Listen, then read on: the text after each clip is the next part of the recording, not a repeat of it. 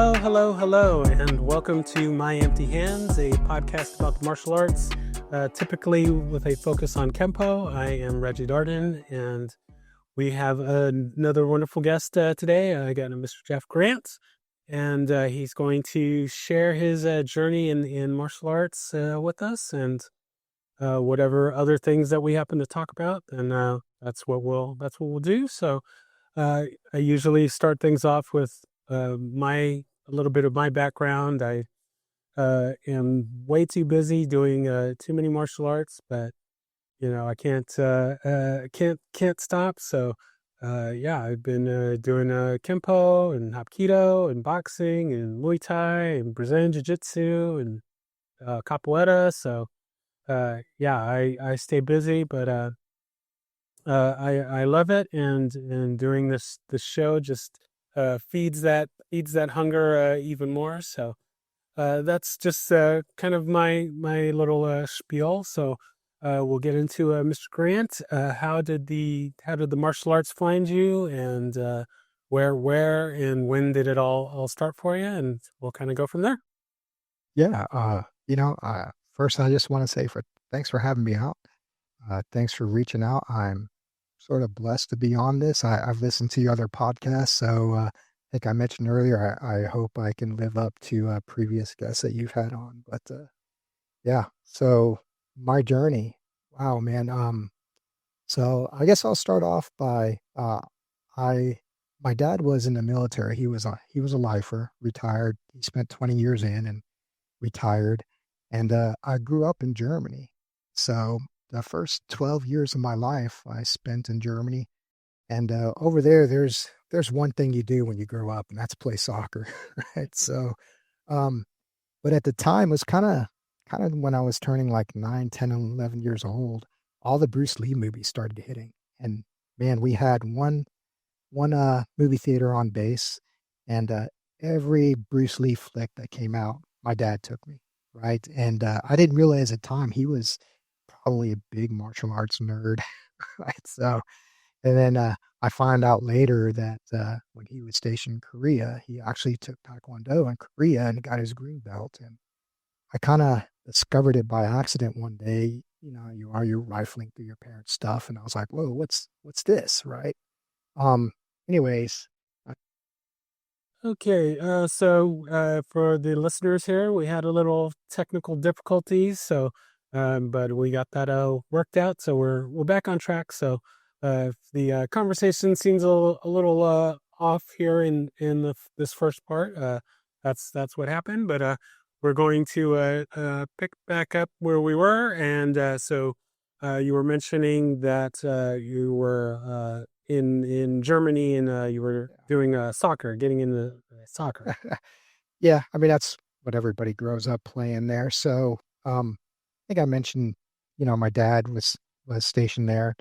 When he retired, we came back to the States and we ended up here in Dallas, specifically at first Mesquite, and then we moved over to Richardson. But kind of Bruce Lee movies got me into it, and I got here and I started watching, Chuck Norris, and I was like, oh man, this is a lot cooler than soccer, right? And so Exactly. um, so I think I bugged my parents to death, and they eventually took me to a karate place, and and I didn't know it at the time, but I signed up to go to Texas Karate Institute, which they had it in Richardson. It was over off of Nantucket, this little side street in Richardson, and it was run by Walt Mason. And at the time, I didn't realize kind of how lucky I was, because that was kind of the Texas blood and guts eras, and you had all these fighters coming out of there, Skipper Mullins and Alan Steen and Pat Burleson and all these other guys, and so I joined this place, and I'm like, man, this is cool, but it made me nervous too, because I'm 13, 14 years old, and I'm in there with a bunch of guys who are youngest guy's probably mid-30s, and they're going up to 50, and I'm the only kid when I was going. And man, TKI at the time they were about sparring. So it's like we fought every time I went to class, and I'm a little nervous. These guys twice as big as me, and definitely a lot stronger. But it was fun. We would go in and man, they'd condition us to death with just drills and stances and how to punch and how to fight. And I can't remember who the instructor was, but his thing was body conditioning, right? You got to be ready to take it and give it. And I remember I'm a 14-year-old kid and they used to give me the kicking shield and he's like, "Nah, you hold it against your body, right? And I'm going to kick it as hard as I can with a side kick. And you're going to learn how to take it and you're going to learn how to key out so I don't knock the air out of you." So I just remember every time we go to class, I was like, "Please, man, don't bring out the kicking shield." And next thing you know, 10 minutes later, here it magically appears and I'm holding it, just getting the crap kicked out of me. But yeah, we would spar a lot. And right, and that was the thing. You go to your tournaments, you'd spar, and you'd learn. And I never realized how I was doing because I was going against these bigger guys and I'm thinking, man, I'm just getting beat up every time. But there was that one time that it paid off. And I haven't been in a lot of fights in my life, very few, in fact. And and I just remember this kid threw one punch, and all it took was a sidestep and a roundhouse to the sternum, and it was done. And afterwards, I just kind of walked away, and I was like, "Holy crap, man! Instead of taking a beating this time, it actually came in." So, yeah, I stayed there for a while, for about 3 years. And then I had a bunch of friends at the time who were doing taekwondo and they were going to these tournaments and they kind of convinced me to change schools. And so, I was like, well, I'm over here getting beat up by these older dudes and I don't know anybody really, right? And I got all my friends going to this taekwondo school. And so, I think I got up to green belt over at TKI and then I jumped ship and I went to Lee's Taekwondo. Used to be off of Adelia in Dallas. It was Chain Sick Lee was the instructor. And go up there with my friends and I started over from white belt. And it was a lot of fun, but it was interesting is like the first week I'm there, what do they want to do? They want to spar. I'm like, oh man, this is great, right? At least I'm not getting beat up by these older guys. I'm in a class with people my own age. Because I'm 15, 16 at this time, probably 16. And I just remember that the first night we had sparring, the Texas karate came out of me. It's like, man, I put everybody away with a reverse punch because it was different, right? They were used to kind of like tournament sparring, and points came mainly from kicks, and they didn't have a single defense against getting punched. And now, later on, what I do, I adapt to the environment I'm in, and a year later, I'm doing the same thing. But it was just kind of eye opening looking back at it. But um, I was there for about 3 years. Got up to my red belt, and then decided at that time I was going to go off to college. And it was funny. I get to college, and I'm thinking I'm going to have this pause, and probably halfway through my first semester. I'm walking down to the laundry room in the basement and I see this guy in a black gi with a black belt on and he's teaching these two guys under a stairwell. I was like, so I stick around because I'm curious. I'm like, what is this? Right? Turns out he's a Kempo guy. And and I to this day I can never remember his name. And I was like, well, this is kind of cool, right? I kind of miss it. Um, so I started going down there like once a week. I didn't have a uniform with me at the time, but anybody who wanted to come, man, he was more than happy, right? And I just remember having a lot of fun with him. No rank came out of it, but it was just to keep training, and he would show us different things, and that was fun. But probably about a year later, you know, things happen. I'm not in school anymore. I'm sitting at home and I ended up joining the military and I went into the Air Force and I did my 4 years, but it was interesting while I was in, I'm a young guy and I was probably more concerned about just going out having a good time when I wasn't on duty. But I remember about halfway through going to the rec center and I was like, all right, I got to find something else to occupy my time. And there were guys going in and out of there that were teaching classes. and it was dirt cheap. In fact, some of them didn't charge at all. They just wanted someone to work out with and teach, right? And so it was amazing the guys that were coming in and out there, and some would be there for a little bit. Some were in and out, and they were gone in 6 months. But I remember the first guy I went in, he was doing Taekwondo, and I was like, all right, well, this is cool. So, I would go in, train with them. I went twice a week, and not long afterwards, I saw a new guy come in, and he was kind of doing like what I think was Shotokan, but he was definitely doing a keto, right? Mhm. So he was doing a lot of Japanese arts. It turned out he was my first sergeant. so, and so he had just gotten stationed there, and I didn't realize it.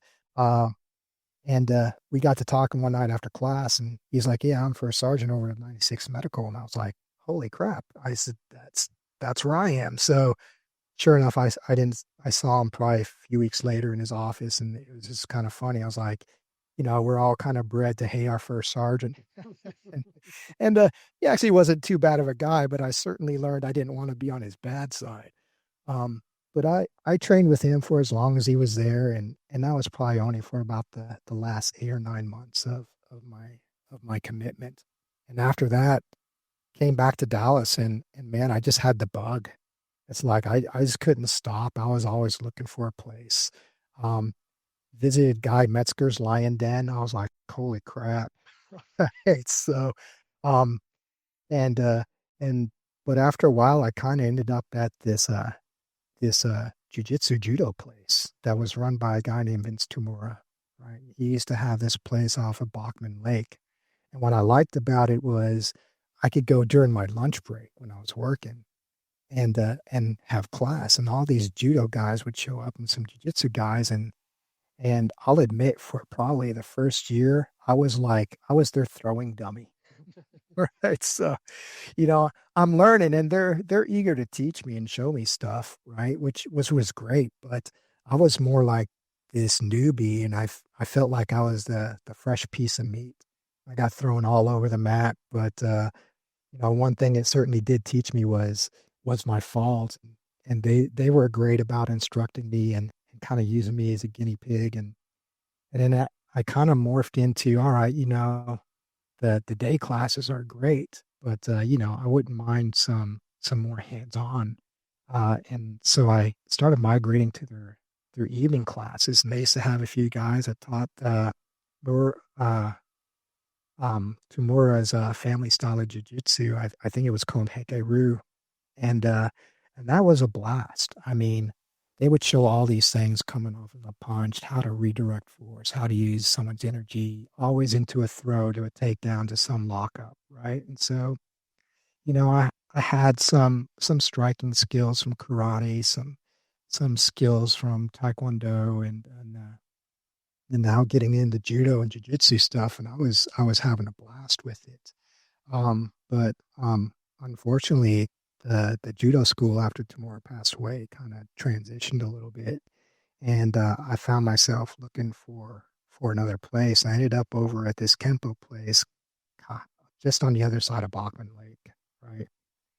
And I went in there, and I saw the guys, and turned out it was the guy who ended up being a chiropractor for me a few weeks earlier, who gave me adjustment, and he had a Kempo school. And so I went in there, and the other great thing was I worked at Southwest Airlines, man, and this place was literally a 5-minute walk from where I was. Very nice. So yeah, so it was 4 days a week. I'm walking there during lunch, right? And they didn't have classes 4 days a week. They had two classes a week during the day, but I had the good fortune of meeting this guy who kind of had his own business by the name of Mike Mosby, and he was a student there as well. So we would come on our off days and train together, and they would let us in, right?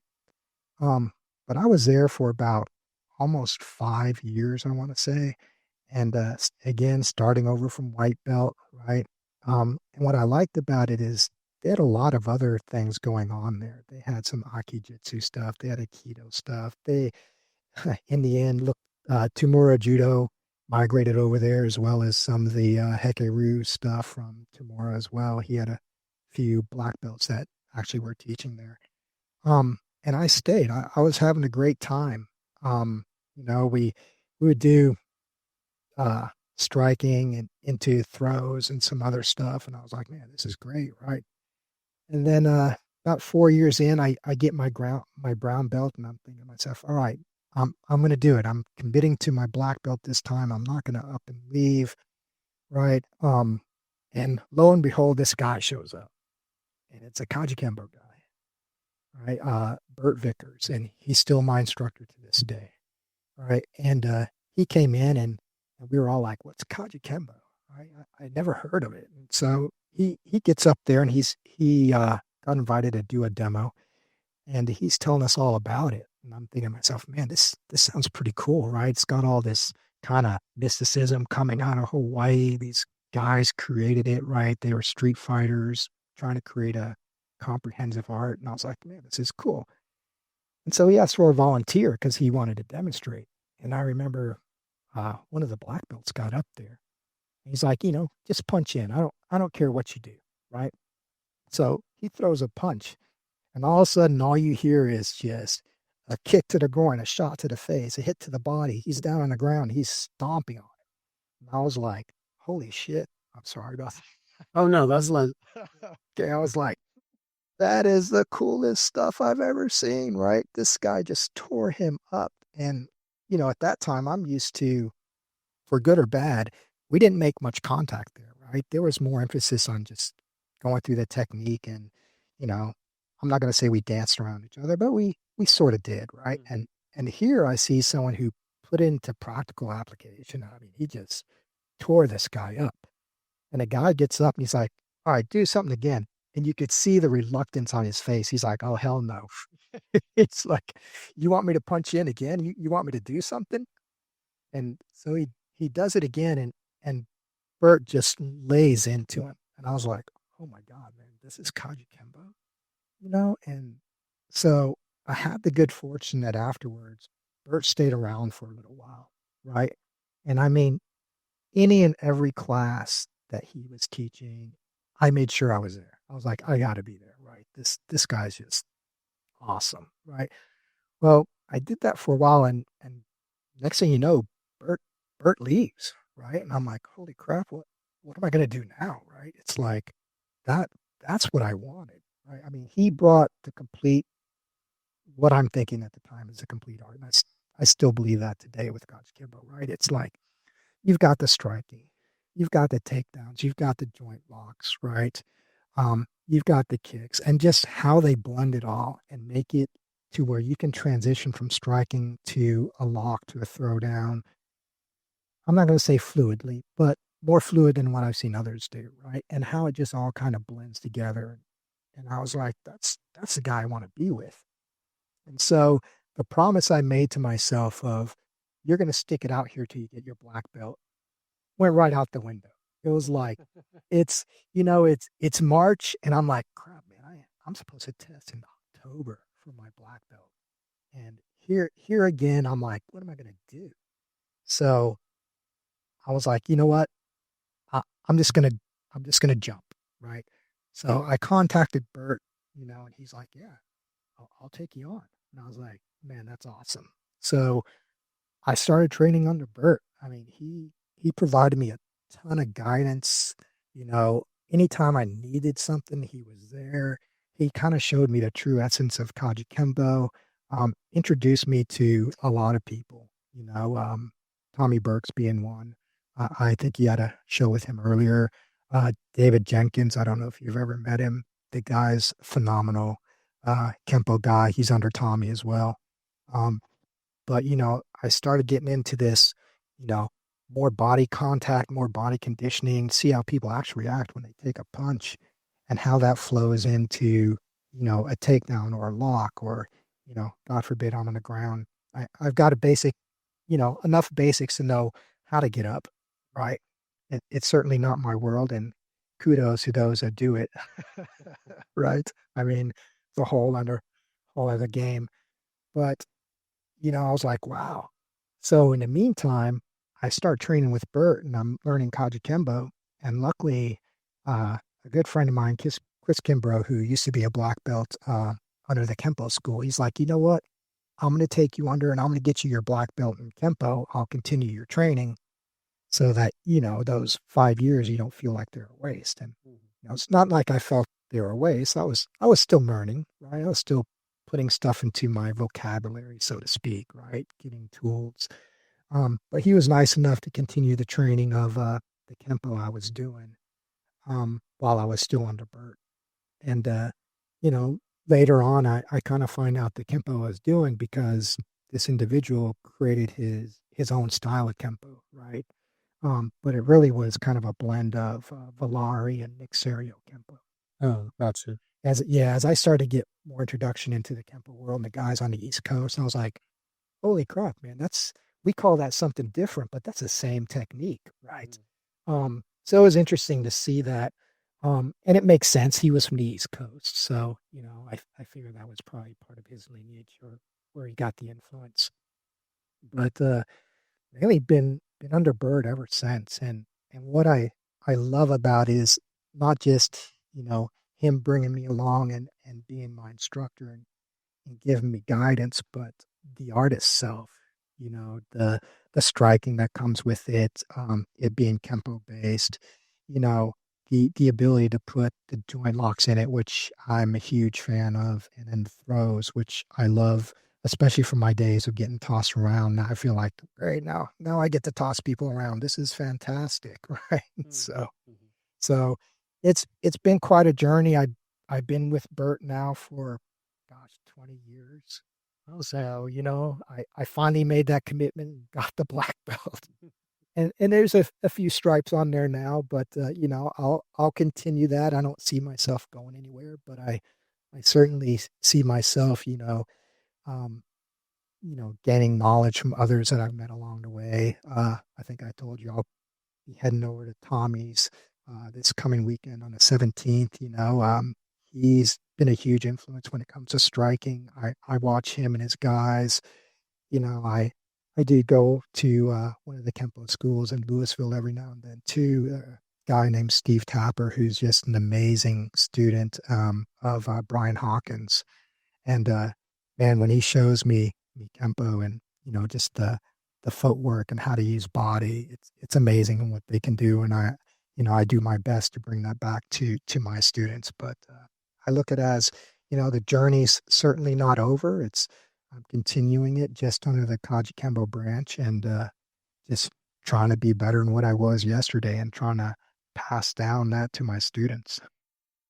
Yeah, very, very, very nice. Just to kind of jump on a few things that you mentioned. One, definitely giving a shout out to Tommy Burks and Steve Tapper. Had the pleasure of training with both of them, and excellent excellent groups that they have there, and always look forward to getting to work with them when I can find the time to do that. Um, and then I like that. I say that how the martial arts found you, and from your story, Kajukenbo definitely found you in that. It's interesting to me to see how you had these seeds of being at the Texas Karate Institute and doing the judo and jiu-jitsu stuff and doing some Kempo, and it was like all those kind of little seeds were planted, and then when Kajukenbo finally came calling, you already had kind of those little pieces already kind of ready to go. So I like that. That's uh, that's Yeah. fun how those things work out in that fashion. It is. It is. I thought I found home until I found home.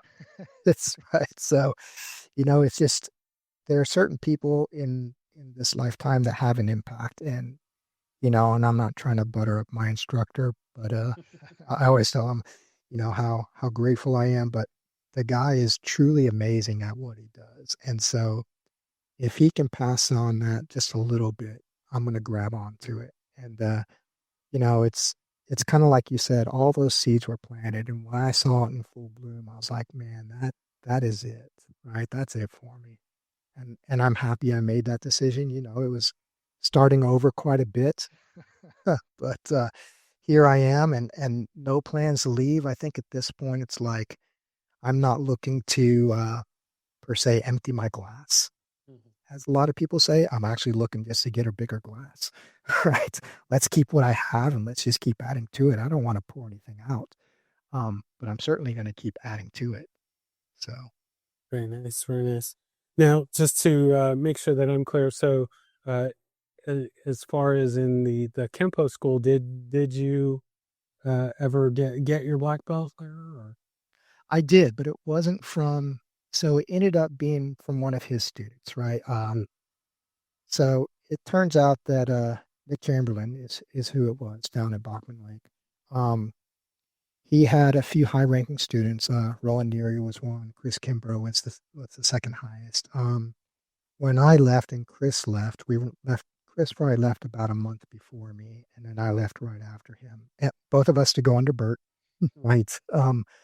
And Chris was like, "Well, I'm just going to continue your training, right?" And at the time, Chris, I think, was a fourth degree.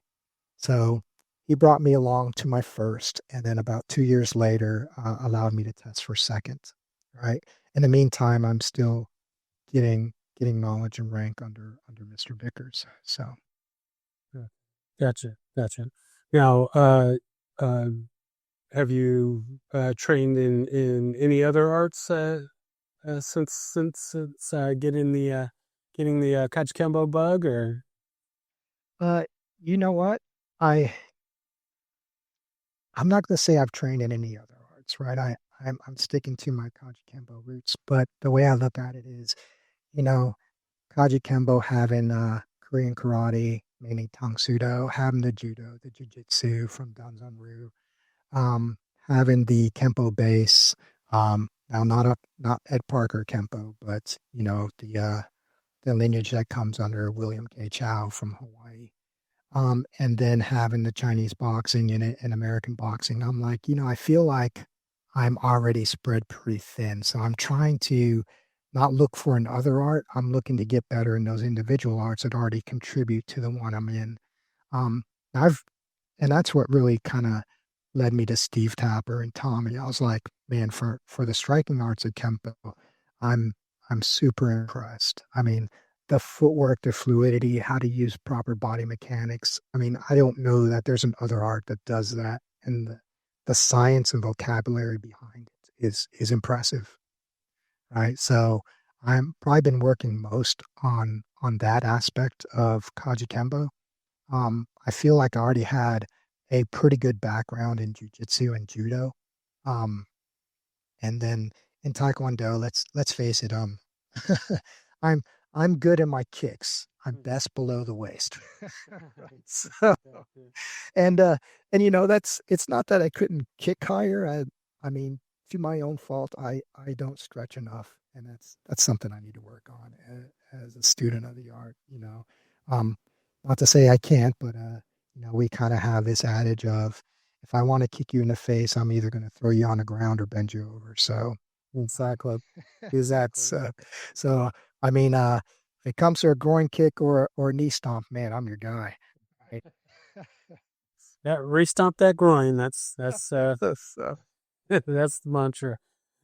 Yeah, I no, I like it. That's definitely something I've always been about in Kajukenbo is that yeah, it is in this world of so many people are cross training and doing different arts that a lot of that is already baked in, built in. So that's you just kind of like you said, you don't really need to cross train because yeah. you're already doing it. So I like that. No, and that's not to say that there are guys out there I couldn't benefit from, right? I'm sure there are. It's just that for myself right now, I'm not looking to take up a new art, even though there's some that I have to admit are very intriguing when I watch the Filipino arts and I see the stick fighting and the knife fighting and some of the interesting combinations that they have in Salat. And I'm like, wow, that'd be cool to add to my repertoire. But I'm sort of just kind of staying in my lane right now and just trying to get better at the individual arts that already make up my system. Mm. Gotcha, gotcha. Now, so I'm not super familiar with kind of all the ins and outs of Kajukenbo, but so I assume that they have forms and weapons and whatnot, or I Yeah, guess we to do. kind of in contrast to Kempo, um, I don't know, maybe can kind of talk to how Kajukenbo is different than Kempo, at least in your experience. Yeah, so um we do have forms and I don't well you already stated you didn't know too much about the system, but there are different flavors of Kaji Kempo. Maybe like there's different flavors of Kempo at Parker versus, the Tracy's or in this case maybe Serio, Valari, some of the others. But Kempo has or Kaji Kempo has a few branches. And so there's the original hard style. There's Aldo Cosco's came in, has Wun Hop Kundo and gosh, I'm gonna seal and pie, and then there's another one too. Um, but really under the original style, going down the lineage from CJOA Adriano Imperato to Aleo Reyes. Aleo Reyes is one of his black belts was a guy by the name of Peralta, Richard Peralta, who's was in Fort Worth. Um, and he started his own kind of flavor branch of Kajukenbo. And that's the lineage I come from. And Bert, my instructor, was direct descendant from Richard Peralta. And so when I look back over the forms that were created from the original hard style and then the forms that were created in the other branches, there's some variations, right? Um, but we do have forms. It may not look exactly like the original hard style because everybody kind of puts their little kind of spit twist on it and their spin based on their own experiences or things that they've learned. So while you may do Palama one in one school, it's going to look different than in another, right? The same even with our trick arts or our grab arts. Um, you know, trick one in my school, I've been to other hard style schools, and I'm like, wow, that looks different than my trick one, right? Or when I get up to the later tricks, I mean, they look different. You know enough about your art to understand, oh, that's number seven, but man, they do it differently, right? But the core concept of, you know, beating the heck out of each other in class is still there, right? The the body conditioning because air karate isn't going to show you what you can do, and it's not going to show you how to react when someone, you deliver a punch and they don't move the way you're choreographed, right? Because, a technique's never going to work like designed. I mean, you're going to punch someone, they're going to move differently, but you need to have enough knowledge on how do you how do you follow up and how do you keep it fluid and how do you keep the attack going, right? Um, so I appreciate that part of it. Um, but yeah, there is certainly forms in Kempo or Kajukenbo. We have 14 different forms that we do. And every now and then I'll show one of the forms I learned that come out of the serial system. I would love to learn some of the short forms and long forms that come from Ed Parker Kempo, and maybe one day I'll do that. But weapons, yeah, we teach against clubs and knives, and I think that's probably the same with most self defense arts. Um, And, I think we're given our own little twist on experiences as we learn more with knives especially, right? I'll be honest with you, it's to me, knives is probably a lot more theory than application Mhm. versus, everybody's been punched at. So, there's theory probably makes a little bit more sense, but I've never had a knife pulled on me or someone use a knife on me. So, you know, I'm going that off what I'm teaching is actually applicable. And I question some of it. And, it makes me kind of think, all right, what do I think works is versus what's being passed down. A theory has never been tested out, right? I mean, no one's looking to go out to a bar and ask someone to stab them so they can prove that their knife one works. Exact. Exactly. So yeah, so we do have a lot of weapons work, right? And we try to, I think we try to improvise and make it to what we think is applicable, right? Not just go with how should I say, kind of what was taught before, tradition. Just in an ever evolving world, we kind of just want to evolve with the threat. And so when I watch some of the club and knife techniques, I'll be honest with you, some of it makes me cringe. Um, but it's ever evolving. So I rely a lot of what our tricks and grabs show us and try to kind of adapt that for what I think a threat would be with a knife or a club. But yeah, Very nice. Yeah. Yeah. There's definitely, getting, in these combat arts, we really have to get that body time, and doing the, quote unquote air karate will only get you so far. So yeah, we have yeah, to train as realistically as we can. I mean, obviously, yeah, guns and knives and certain attacks and things like that, you can only do so much. But the closer that we can get to kind of the real reactions, the real, uh, putting our hands and feet and all other parts on each other to uh, really kind of test things out. That's important. And Kajukenbo, Kempo, uh, these arts really excel uh, at that move, as being closer. Not throwing any kind of shade to Taekwondo or other arts, but a lot of schools do a little less of the actual quote unquote battle testing, yeah, and do more of the kind of theory. So yeah. yeah, being as close as you can to the real thing is very important. Yep. And it's funny that you say that, and not to digress too much, but it's I remember when I left Texas Karate Institute, uh, and I went to the Taekwondo school with my friends. It was interesting that man, we did a lot of fighting there. I mean, every night was fighting, right? And it wasn't just hands, it was feet flying, hands flying. If you did a takedown, kick them in the groin, freaking great, right? And and you did everything to protect your face because at the time that you'd get punched in the face.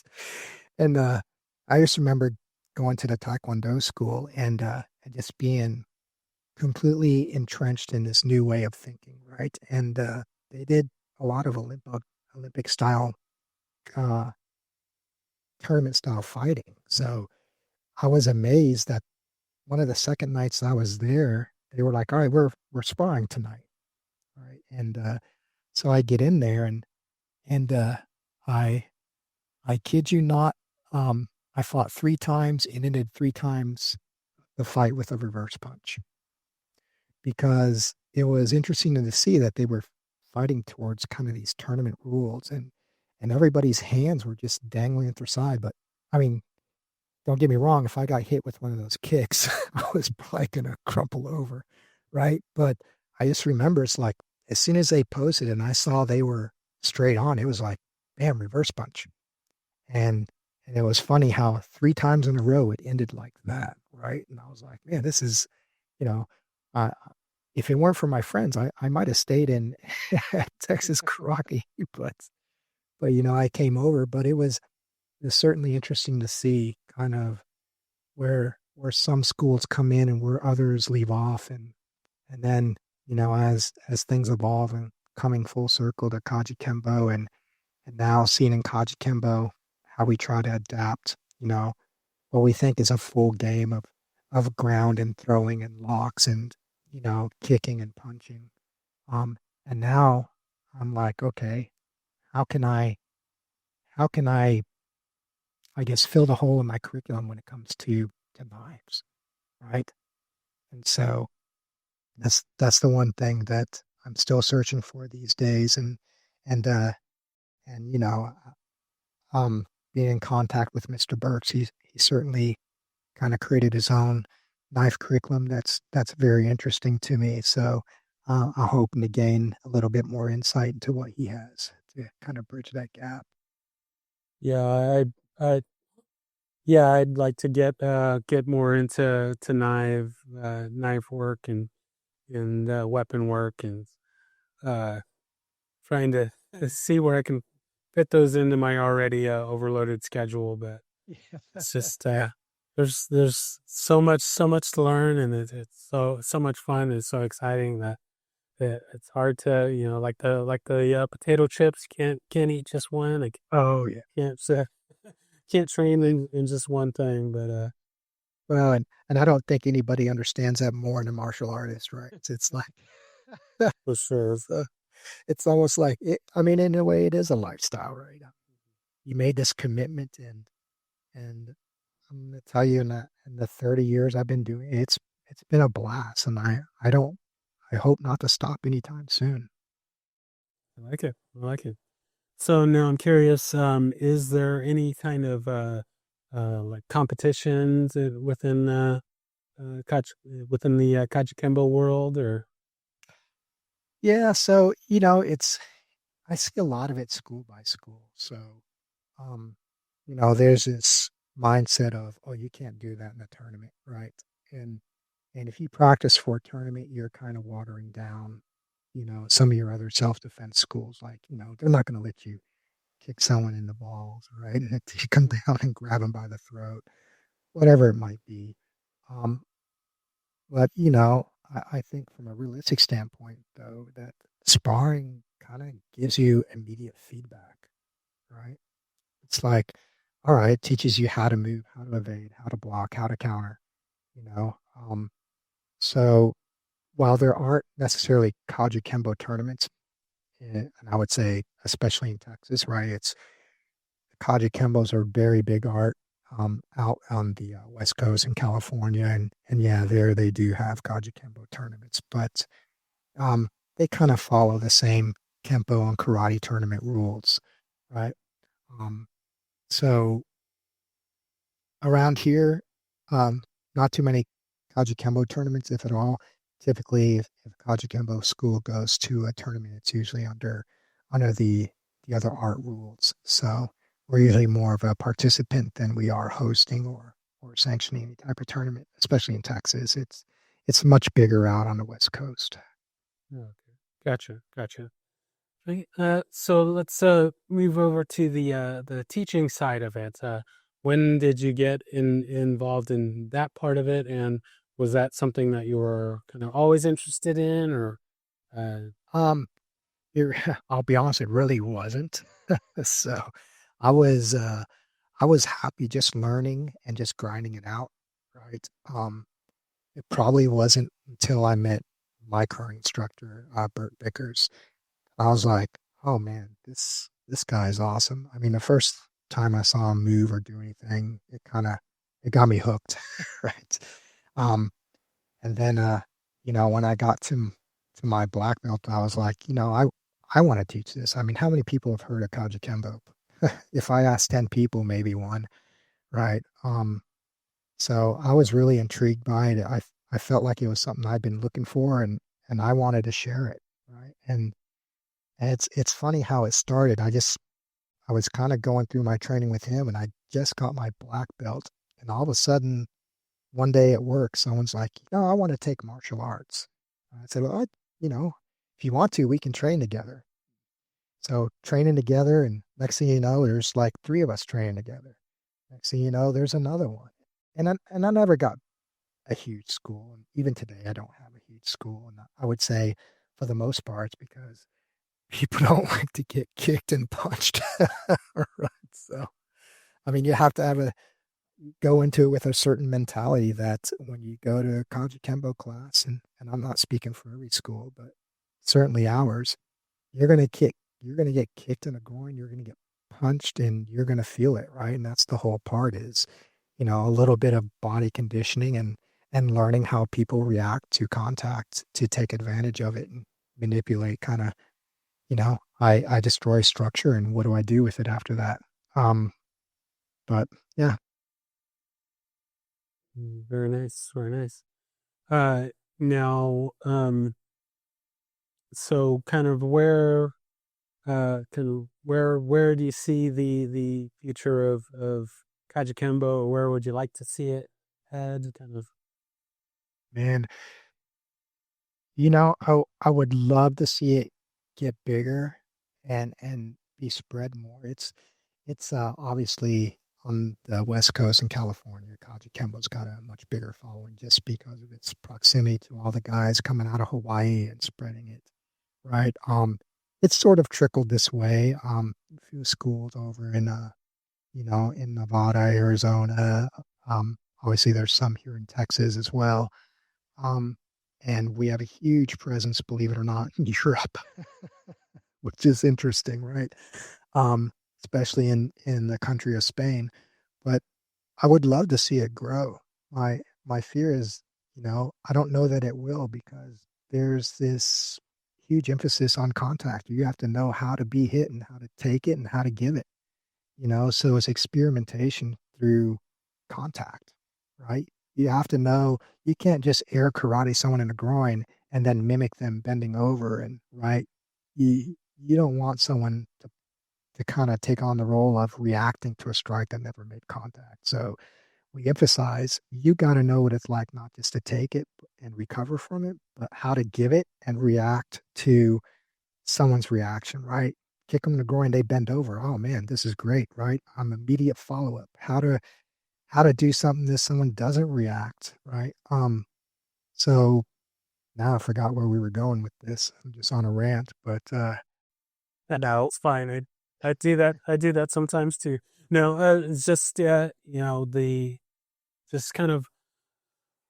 I usually ask about kind of the future of the art with yeah, the popularity of MMA yeah, and that sort of thing where we're getting there seems to be a shift away from uh, not really sure how I want to describe it. Maybe just kind of the Mr. Miyagi, the actual kind of training of the arts versus kind of no slight to WWE or things like that, but it seems that people are more focused on this I don't know this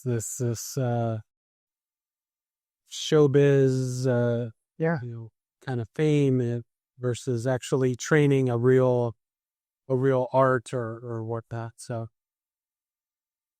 just curious because kind of where you see where you would like to see things go and yeah, that's the thing that you kind of mentioned.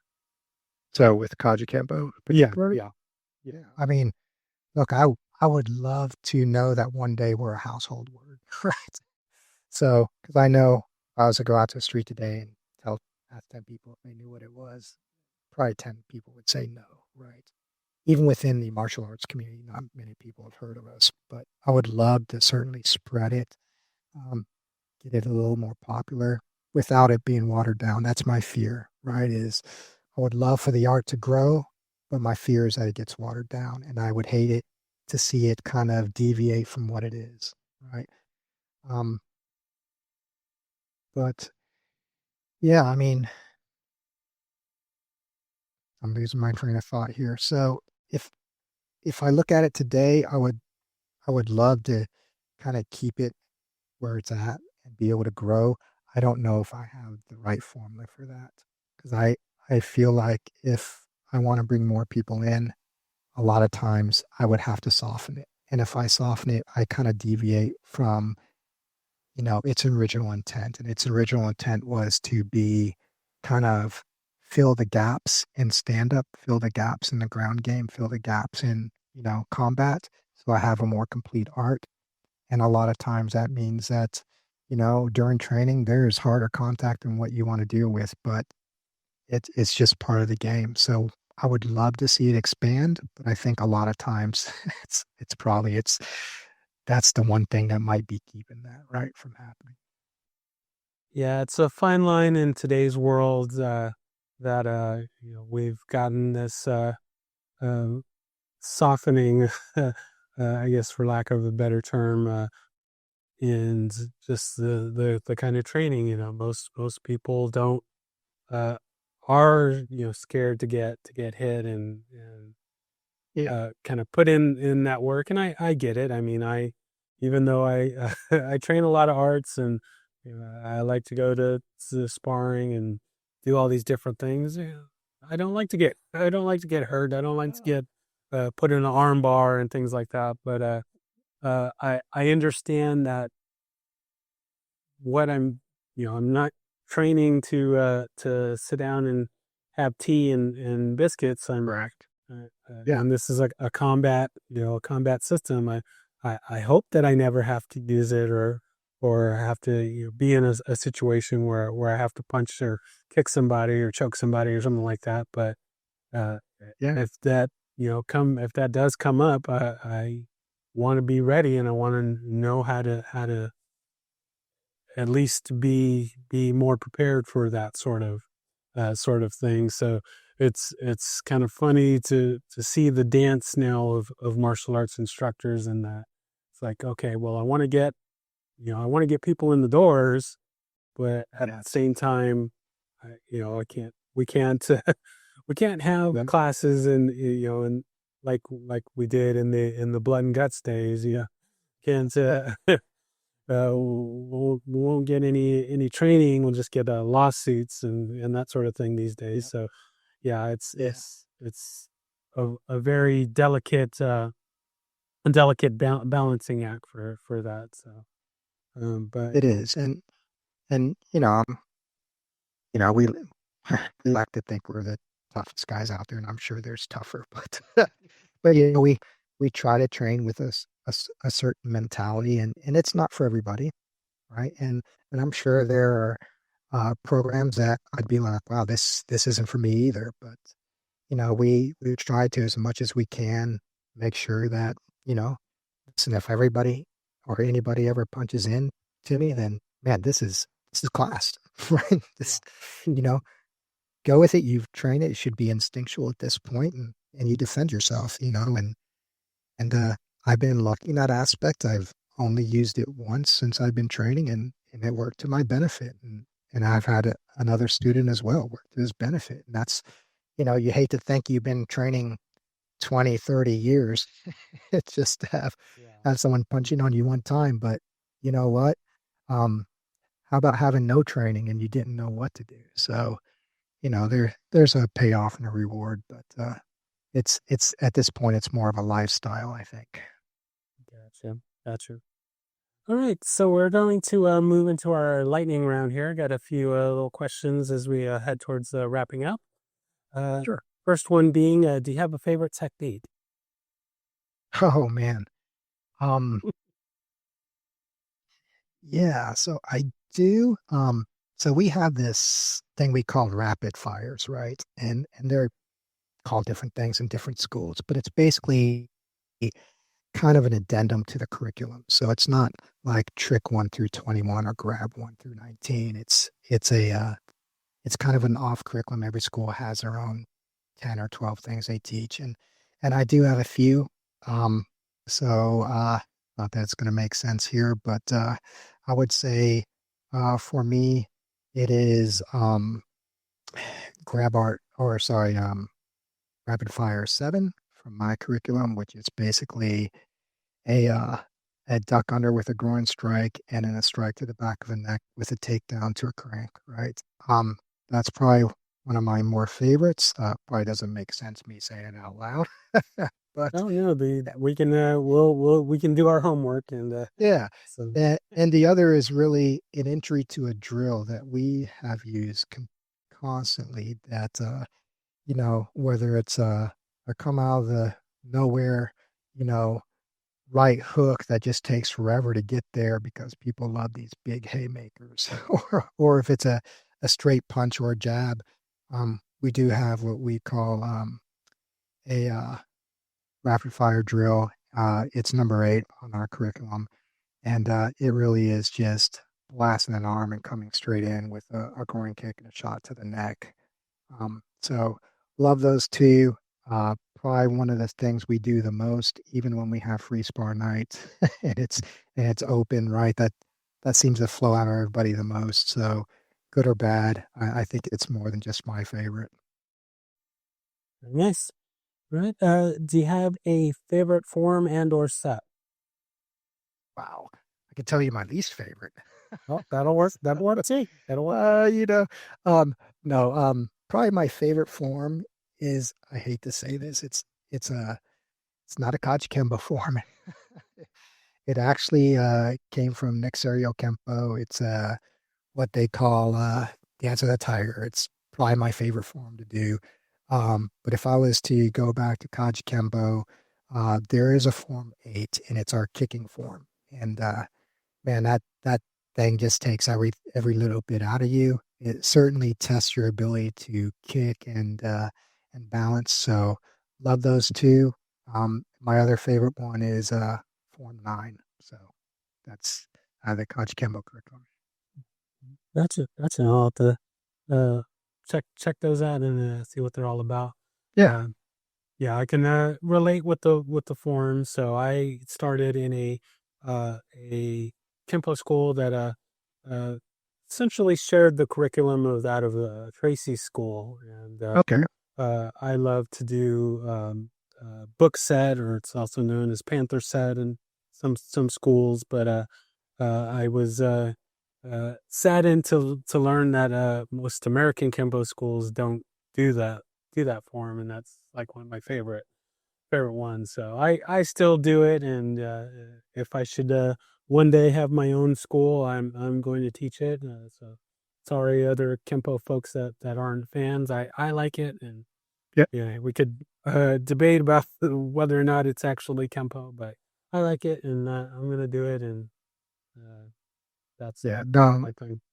listen, if there's something you like or you see benefit from, I mean, there are things that I bring to my curriculum that may not be straight from the Kajukenbo curriculum, but I feel like there's benefit to add it to the curriculum, at least let my students decide for themselves and give them the opportunity. So, Nice for this. All right. Next question. Do you have a favorite weapon? oh man, ooh, besides my hands and feet, Right. That. I would say favorite neck weapon is probably a knife. For me, yeah, we train knives. The thing I like about a knife is that first of all, I can carry it. So second of all is we use it enough that I feel comfortable with it, right? And I feel like it's just an extension of the hand. So uh truly love knives, love knife techniques. Nice. Yeah, like I mentioned before, I'm looking to get back or get more into to knife stuff. So need to work on that and get with some folks, some previous guests and stuff to get into some more knife stuff. But I like it. I like it. All right. Next question: if there was anyone that you could train with, living or dead, fictional or non-fictional, who would that be? Oh man. You know what?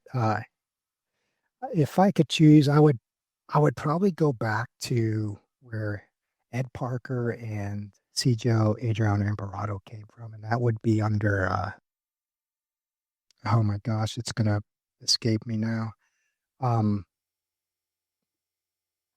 their instructor, uh, Chow, and really, I would love to kind of see what they went through and where they got their inspiration from, and how they took that to into Kajukenbo, how they took that into American Kempo. So if I could go back and work out with Chow, that would be awesome. Very nice. Yeah, I like that. I like it. And then I do have a guy. I obviously he's not around with us anymore, but there used to be a guy named Billy Doak, and I don't know if you've heard of him or not, but Sounds a little familiar. yeah, he was sort of my idol when it came into anything Akijitsu or Jiu-Jitsu. So if I ever had the opportunity and, and Billy Doak was resurrected, yeah, you absolutely better believe I would love to have some tutelage under him. He was just amazing. Very nice. I like it. I like it. All right. So now we're going to move into our shameless self promotion. So you can plug anything you'd like or anything that you wanted to get out there that maybe we hadn't covered. Now's your chance. You have the floor, and we'll close out from there. Hey, you know what? I'm going to be a little selfish. So I'm going to plug Kajukenbo. I mean, I would love to see the art grow. I mean, we have a pretty good presence here in the Dallas-Fort Worth area. There's a few of us, myself, my brother in the art, and a little higher ranking than me, but Israel Gonzalez, who's over in Fort Worth, my instructor, Bert Vickers, who's down in Houston. I would love to see us grow. Um, I would love to one day be able to kind of get in a position where we kind of have our own place, right?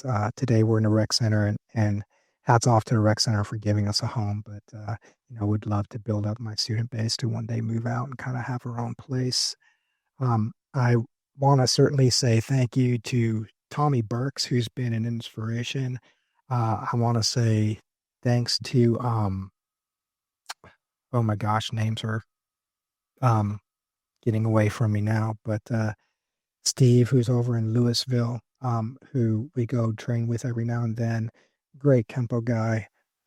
Give a shout out to them. But I think for right now, I would just love to give a shameless plug to us. If you're looking for something that I feel is more of a complete art that allows you to have stand up, ground game, throwing game, locking game, please come out and see us. So. Very nice. Yeah, I'll make sure to get links and things like that for in the show notes, and yeah, Yeah. definitely get some people at your way. I like I mentioned, I got so many things, but if you mentioned, I didn't realize that there's someone in Fort Worth, so I would I'm definitely gonna have to hit you up on that and try and see if I can get that squeezed in too. So. Absolutely. Very nice.